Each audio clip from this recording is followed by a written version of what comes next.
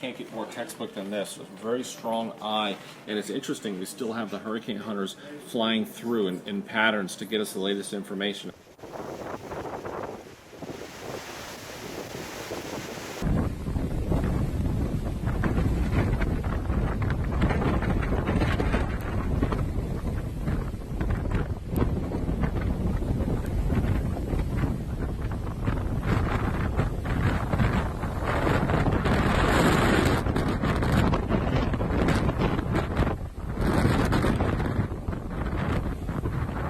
This is now a Category 5. It seems to be one of the biggest hurricanes we've ever seen. Florida, Georgia, South Carolina, North Carolina can all expect to see tropical storm to hurricane force impacts over the coming days, so the time for preparation is now.